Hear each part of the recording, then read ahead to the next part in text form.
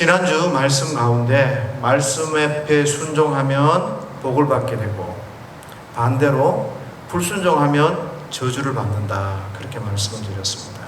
그럼에도 불구하고 한국교회가 하나님 앞에 순종하는 데 관심을 두지 않고 순종 없이 복을 받는 일에만 관심을 가진다면 어떻게 될까 생각을 해봅니다. 순종 없이 복을 하니까 이 복에 대해서 가짜뉴스처럼 이런저런 많은 이야기들을 만들어낼 것 같습니다. 순종하지 않아도 그 정도만 해도 하나님이 복 주실 거다, 이렇게 저렇게 하면 하나님께서 우리와 함께 하시는 증거 아니겠냐, 물질의 복이 전부인 것 같고 건강의 복이 전부인 것 같고 여러 가지 저 이야기들을 하면서 이것이 하나님의 복이다라고 이야기할 것 같습니다. 왜요? 순종하지 않고 싶으니까. 복에만 관심을 가지고 가짜 논리를 만들어내야 그래야 되거든요. 그러다 보면 사람들이 교회 다니는 게 뭘까? 교회 다니면서 받는 복이 뭘까? 이런저런 생각하다가 헛인생 사는 거죠. 그렇게 하다가 주님 앞에 서게 될 것입니다. 그래서 성도들은 주의하셔야 됩니다. 하나님의 말씀 앞에 순종할 때 하나님이 그 일들을 복되게 하시고 또 복을 주십니다. 순종 없이 복을 받는다, 내가 하나님 앞에 믿음으로 순종하지 않고 하나님의 백성답게 살아간다, 이런 잘못된 논리나 가르침, 이런 것들은 참 우리가 주의해야 할 것 같습니다. 이 문단에서 지난주부터 19절부터 해오고 있는데요, 27절 이 안에 문단에서 지혜가 무엇이냐, 지난주에 말씀드렸다시피 말씀을 듣고 내 생각 먼저가 아니라 내 생각, 내 말, 내게 의견, 이거 먼저 하나님 앞에 이야기하는 것이 아니라 하나님의 말씀을 따라서 순종하는 것이다 라고 말씀을 드렸습니다. 성도가 말씀을 따라 순종하고 말씀을 따라 살면 하나님께서 복을 주십니다. 이 단순한 진리를 저와 여러분들이 믿으셔야 합니다. 그러나 세상은 그렇게 살면 바보스럽다고 우리에게 이야기하죠. 경쟁에서 한번 밀리면 끝없이 나락으로 떨어진다고, 너 인생 끝이 났다라고 그렇게 패배자로 우리를 몰아세웁니다. 또 자기 자신을 피하라고 자기 자신을 가꾸라고 이야기합니다. 지금까지는 뭐하고 살았어? 이제라도 너 자신의 삶을 살아야 되지 않겠어? 자신을 높이라고 이야기를 합니다. 또 뭐니 해도 돈이 최고다라고 이야기를 하죠. 그런데 세상은 이런 아주 원리들을 아주 좀 고차원적으로 포장을 하면서 우리에게 설명을 하게 됩니다. 대충 보니까 자아개발 같은 것들을 잘못하면 결국에서 경쟁에서 이기라는, 자아개발을 참 잘해서 사람들을 돕고 섬기고 낮아지고 겸손하면 좋은데 세상에서 이 자아개발, 자기개발의 그런 방법들은 결국에 너 자신을 강하게 하고 너 자신을 뛰어나게 해서 세상과 경쟁에서 밀리지 않는 그런 사람이 되라고 우리에게 말씀합니다. 상담도 그런 것 같아요.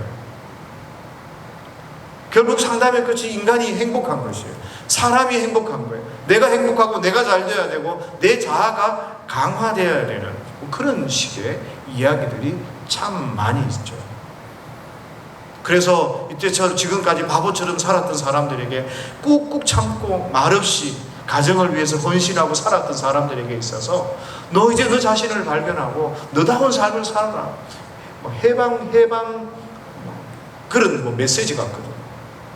그런데 그런 것들이 결국 자아를 강화해 주는 것 같아요. 돈이 최고라는 것도 그렇잖아요. 금융치료 적당한 보상들을 해주게 되고 하는 건 참 좋아요. 그러나 그것들이 과해지면 뭐예요? 돈이 역시 최고다라는 것을 우리에게 알려주는 거죠. 그래서 성도들은 이런 모든 일들에 있어서 좀 분별하시고 지혜를 가지셔야 합니다. 지혜는요, 하나님의 말씀 앞에서 내가 조급하게 내 생각, 내 뜻, 내 경험을 말하는 것이 아니라 하나님 앞에서 듣고 순종하는 게 지혜다라고 말씀을 드렸습니다.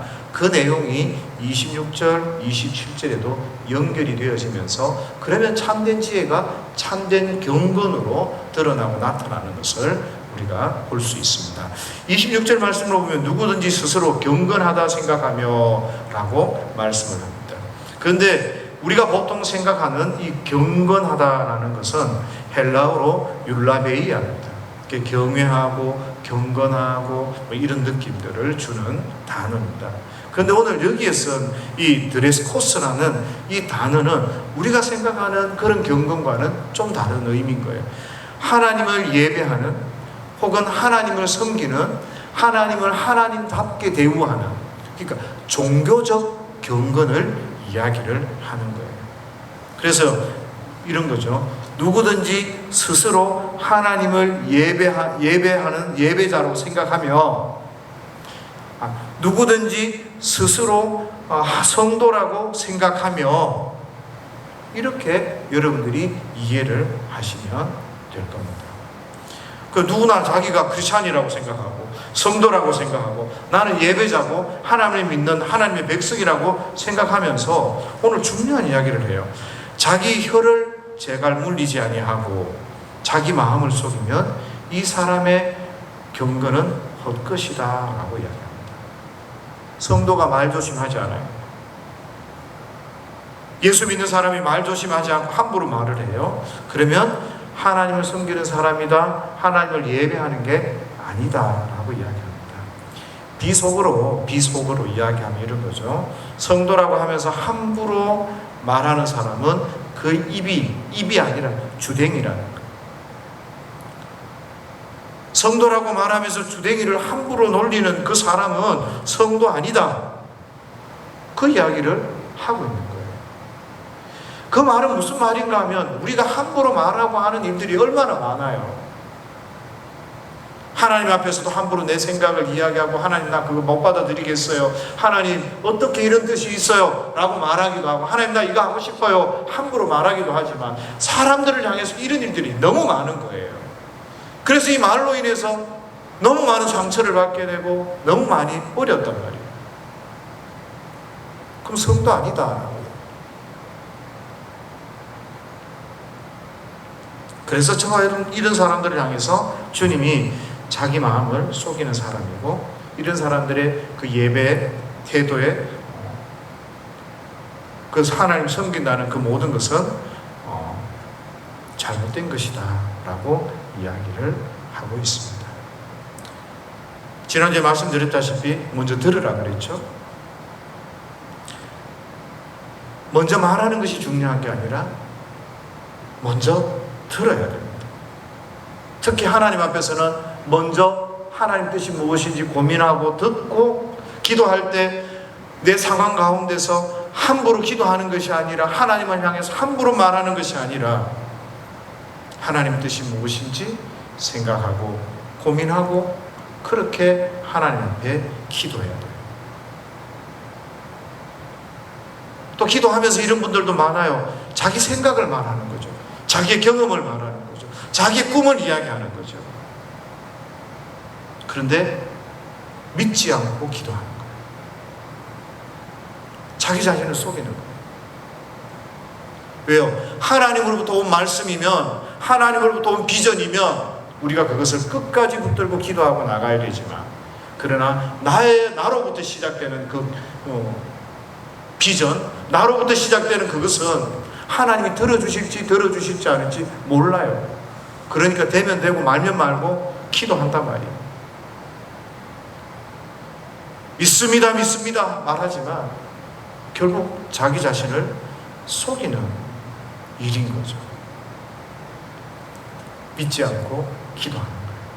그런 경건, 그런 예배자, 그렇게 하나님을 섬기고 하나님 앞에 기도하고 하나님 앞에 선 사람은 그 종교 생활을 하는 거죠.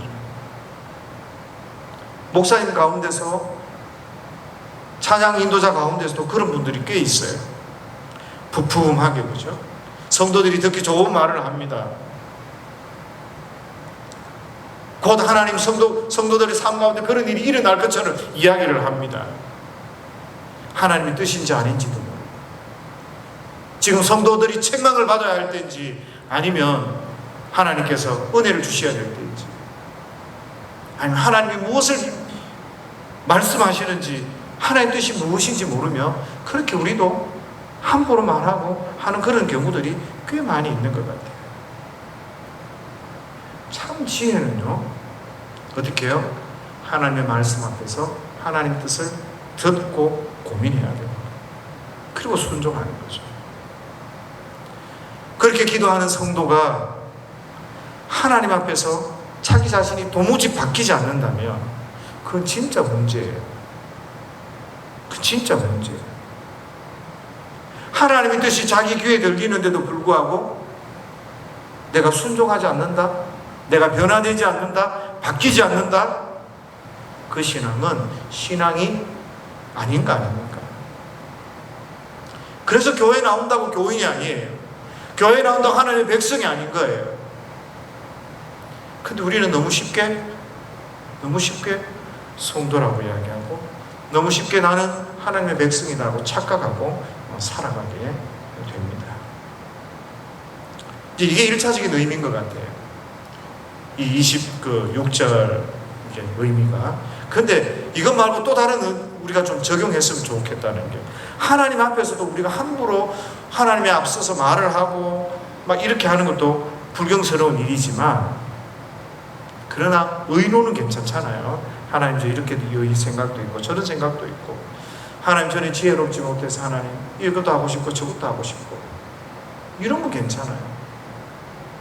그런 기도는 참 훌륭하고 좋은 기도예요. 그러나 하나님 이렇게 하실 줄 믿습니다. 전부 여러분들 해가지고 하나님께서 축복하셔서 이렇게 하면 하나님이 부어주십니다. 이렇게 하나님 약속도 안 했는데 그렇게 하는 거는 문제라는 거죠. 내 생각 가지고. 그런데 하나님 앞에서도 우리가 조심하면서 기도해야 되지만 사람 앞에서 함부로 말하는 것도 굉장히 문제가 된다. 흔히 우리가 성도들끼리 있다 보면 대책이 없을 때가 있어요. 어떤 때요? 이해관계가 걸려 있을 때, 또 그러고 나서 내 속에 분노가 막 치밀어 오를 때, 싸움이 일어날 때, 그때는 우리가 막 함부로 말하게 됩니다. 저분이 정말 하나님을 믿고 신뢰하는 사람일까? 아니, 오늘 끝이 나고 다시는 안 볼 것 같이 그렇게 이야기를 하게 됩니다. 이거 굉장히 큰 문제이죠. 저희 집은 저 때문에 집사람 상처를 좀 많이 받았을 것 같아요. 제가 가까우니까 함부로 말하는 경향이 있거든요. 그러면 저는 그 인생을 헛산 거예요, 사실. 신앙생활을 제대로 못한 거죠. 그럼 어떻게 해야 됩니까? 돌이켜야 돼요. 돌이켜야 돼요.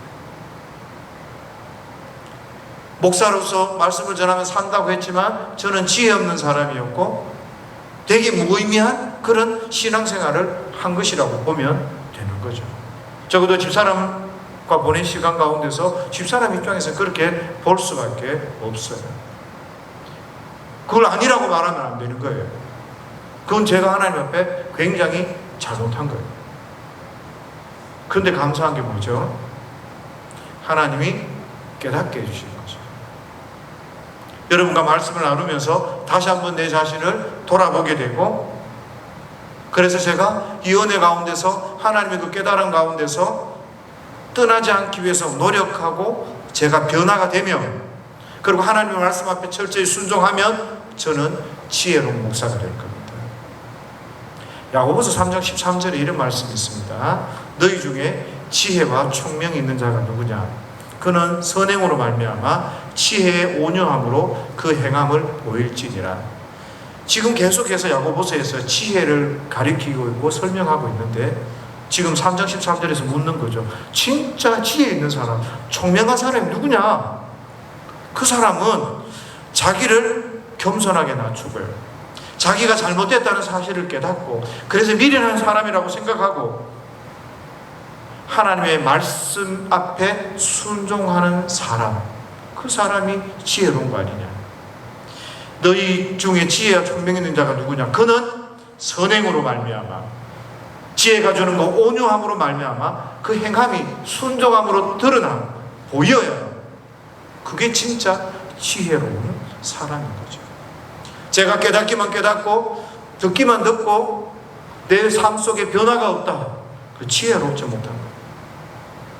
여전히 하나님의 말씀 앞에 순종하지 못하는 악한 사람인 거죠. 14절 말씀에 그 뒤에 보면 자기 자신을 낮추지 않는 사람들에 대해서 이야기합니다. 시기하고 다투는 사람이다.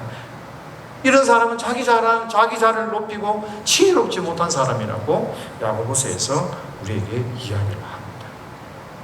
베드로전서 2장 1절에 이런 말씀이 있습니다. 그러므로 모든 악독과 모든 기만과 외식과 시기와 모든 비방하는 말을 버리고 갓난 아이들 같이 순전하고 신령한 젖을 사모하라. 그렇게 이야기합니다. 너희가 말씀을 받을 때 신령한 젖을 사모하고 하나님의 말씀을 사모할 때 어떻게 해야 되는가 하면 시기와 모든 비방과 외식과 악독을 버리라. 하나님 앞에 우리가 섰을 때 악을 내버리라는 거예요. 우리 가운데 욕심도 있고 내 마음속에 내 생각도 있고 여러 가지 고민 너무 많이 있어요. 시기, 더러움 많아요. 그런데 이것을 내버리라는 거예요. 그리고 말씀을 듣고 사모해라. 그렇게 해요. 우리 가운데 내 생각이 가득 채워놓고 악한 생각들이 가득 채워놓고 지금 다른 거 해야 되는 모든 일들이 가득 차 있습니다. 설교가 들리고 하나님의 말씀이 들립니까? 내가 지금 이 내 속에 여러 가지 못된 생각들로 가득 차 있는데 회개하라는 하나님의 말씀이 들립니까? 들리지 않습니다. 내 생각, 내 판단이 더 옳기 때문에. 그렇게 하면 결코 내 삶이 바뀌지 않아요. 이 하나님의 말씀이 나에게 영의 양식이 되지 못하는 것입니다. 그래서 저와 여러분들은 하나님의 말씀 앞에 섰을 때, 성경을 읽을 때나 말씀을 들을 때나 예배할 때나 악을 내버리시고 욕심도 내려놓고 모든 것을 내려놓고 주의 말씀을 사모하며 그렇게 구해야 되는 거죠. 그래서 많은 사람들이 이렇게 이런 태도를 취합니다. 배운 사람, 똑똑한 사람, 말을 잘해서 감동을 주는 사람, 이런 사람들을 교회에서 자꾸 찾습니다. 그런 사람들을 강사로 세워서 자꾸 말씀을 들으려고 합니다. 나를 설득할 수 있는 사람, 나에게 감동을 줄 수 있는 사람, 이런 사람들이 그래도 말 잘하는 사람이 낫고 배운 사람이 낫고 똑똑한 사람이 더 낫겠다라는 그런 생각을 우리가 하잖아요. 그런데 이 태도가 어떤 태도인가 하면 내가 말씀을 듣겠습니다 라는 태도가 아니라 하나님 나를 설득해 주십시오 라는 거죠. 오늘 하나님의 말씀은 뭐라고 이야기합니까? 너의 악함을 버리라. 너 그 교만함을 버리라. 너의 그 못된 생각들을, 나쁜 생각들을, 그 욕심을, 그 교만을 버리라. 그리고 말씀을 사모하고 말씀 앞에 서라. 말씀하옵소서 종이 듣겠나이다. 이런 태도와 자세를 주님이 요구하시는 거죠. 설득하옵소서 종이 듣겠습니다. 나를 이해시켜 주옵소서 종이 듣겠습니다. 이런 태도가 아니라는 거예요. 누가 하나님 앞에 그런 태도와 그런 자세로 서는 것입니까? 그런 분들은 영의 양식이 될 수도 없고 결코 변화되지도 못하는 것입니다.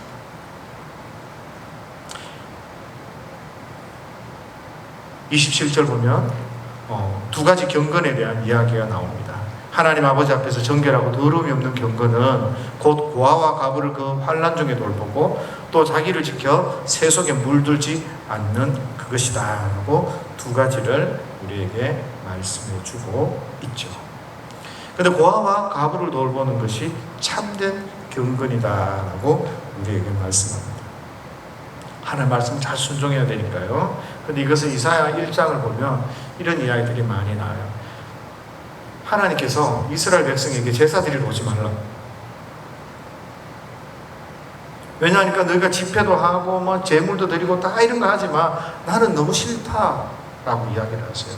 13절에는 왜 그렇게 싫은가 하면 악을 행하는 것을 내가 견디지 못하겠다. 너희가 악을 행하는 것을 견디지 못하겠다. 늘 나쁜 짓 하고 있다가 예배 드리러 와서 제물 드리면 뭐하냐.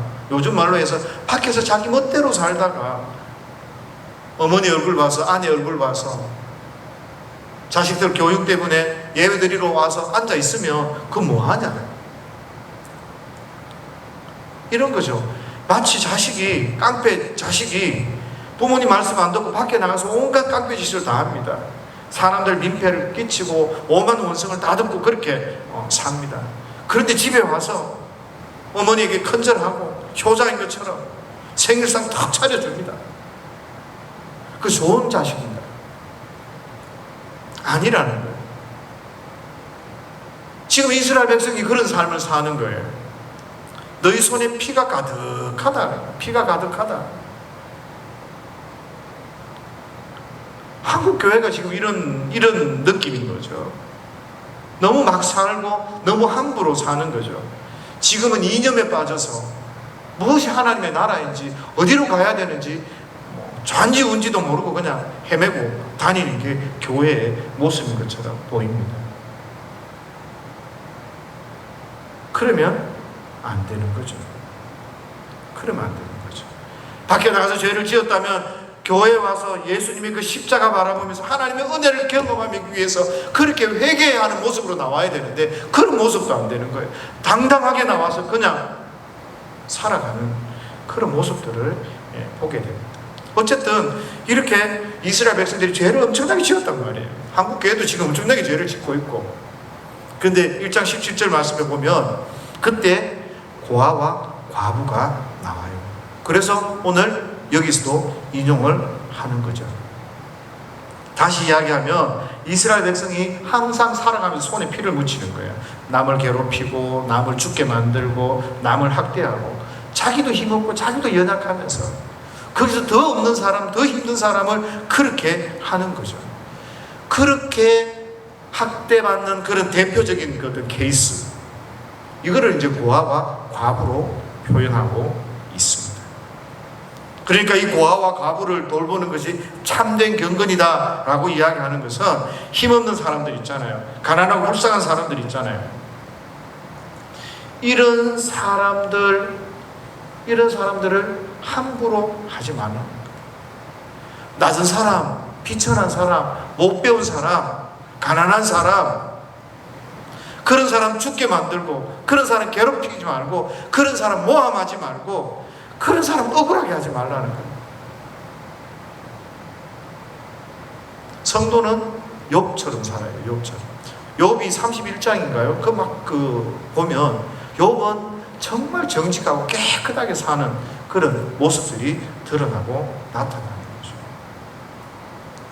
오늘 고아와 과부를 돌보라는 것도 물론 고아와 과부 돌봐야 돼요. 그건 너무 분명한 거예요. 그런데 그렇게 낮고 약한 사람들, 이런 사람들을 하나님을 섬긴다고 하는 성도들은 잘 돌아보셔야 됩니다.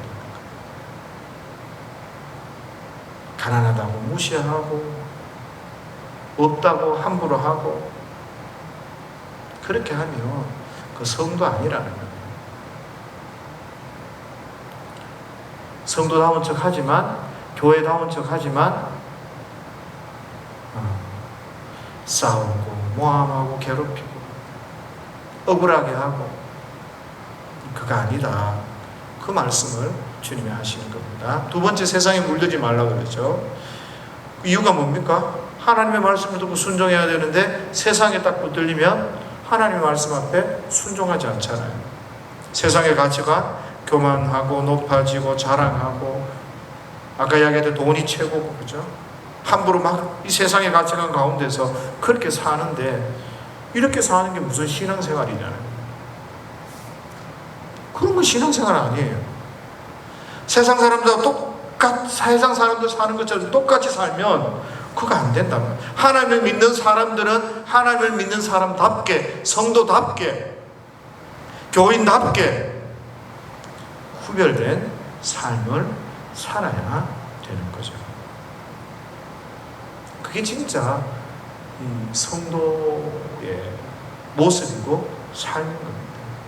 그래서 결국에 이 참된 지혜, 하나님의 말씀 앞에 서서 듣고 하나님 뜻이 무엇인지 듣고 순종한다는 것은 이 참된 경건으로 우리 가운데 드러나고 나타날 수밖에 없는 것입니다.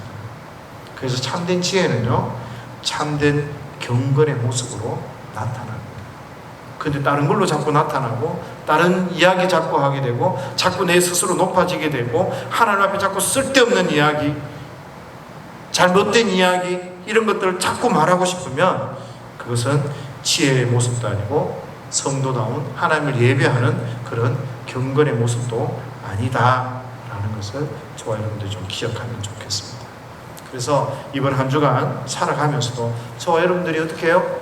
하나님을 예배하는 예배자의 모습으로 내 주위에 있는 사람들을 잘 섬기면서, 그리고 그들이 정말 하나님이 어떻게 얼마만큼이나 그들을 사랑하고 있는지 마음속에 한번 자기 자신들을 돌아보면서 말 조심하면서 그렇게 하나님 앞에 믿음으로 살아내는 저와 여러분들이 될 수 있기를 예수님의 이름으로 축원합니다.